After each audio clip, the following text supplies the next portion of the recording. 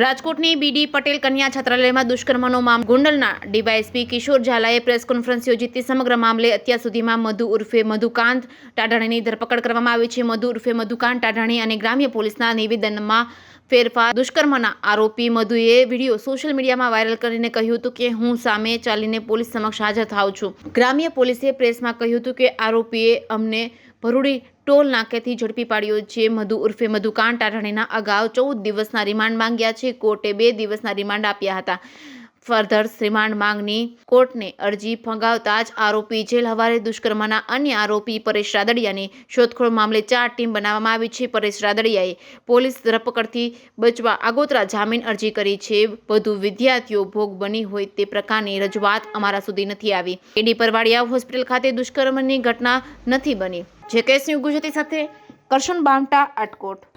ગઈ તારીખ 25/7/2024ના રોજ આટકોટ પોલીસ સ્ટેશન ખાતે એક રેક્ટર બેન જે પૂર્વ ફરજ બજાવતા હતા ડીબી છાત્રાલય આટકોટ ખાતે, તેને આવીને ફરિયાદ જાહેર કરેલી કે જે ડીબી છાત્રાલયમાં છે ત્યાં આ ભાઈ મધુભાઈ ટાઢાણી અને પરેશભાઈ બંને અમારી ઉપર દુષ્કર્મ કરેલું છે, જેની અમે તાત્કાલિક ફરિયાદ દાખલ કરવામાં આવેલી છે. આઈપીસી કલમ 376(1) વગેરે જુદી જુદી કલમ દુષ્કર્મની કલમો અનુસંધાને અને આ ગુનાની તપાસ પ્રથમથી જ અમારા મહેરબાન નાયબ પોલીસ મહાનિરીક્ષક જયપાલસિંહ રાઠોડ સાહેબની સૂચનાથી IUCAWના મહિલા પીઆઈ રાઠોડ સાહેબ ચલાવી રહ્યા છે.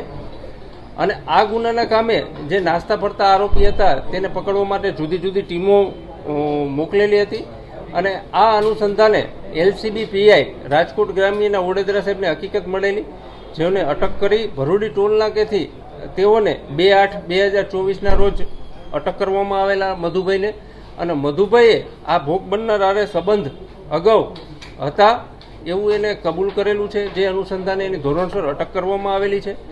તેઓના 14 દિવસના રિમાન્ડ માગેલા, જેમાંથી તેઓને દિન 2ના રિમાન્ડ મળેલા.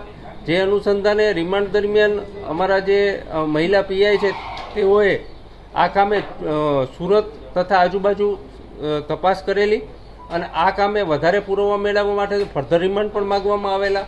આમ ટૂંકા ગાળામાં આ આટકોટ પોલીસ સ્ટેશનના જે દુષ્કર્મની જે છે ફરિયાદ, એના અનુસંધાને તમામ આ જે આરોપી છે મધુભાઈ તેઓને અટક કરવામાં આવેલા છે.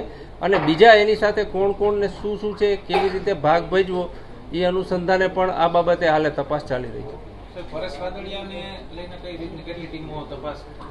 પરેશભાઈને લઈને જુદી જુદી 4 ટીમો 4 થી 5 ટીમો આ કામે લાગેલી છે અને તેઓના ઘરે તથા આશ્રય સ્થાને વગેરેમાં આ બાબતે તપાસ કરવામાં આવે છે. આરોપી મધુ ટાઢાણી પકડાયો એ પહેલા એણે એક વિડીયો વાયરલ કરેલો હતો અને પોતાના ઉપર ફસાવવામાં આવી રહ્યા હોય તો એ વાત કરી હતી. તેમને રેપ નથી કર્યો, પરંતુ તેની મરજીથી આ બધું થયું છે. એ છોકરી સાથે જે વાત પણ કરતો હતો, એને લઈને કઈ તપાસ કરવામાં આવશે? આ કામે જે એમને વિડીયો વાયરલ કર્યો છે એની પણ તપાસ કરવામાં આવેલી છે. વિડીયોની પણ ખરાઈ કરવામાં આવેલી છે.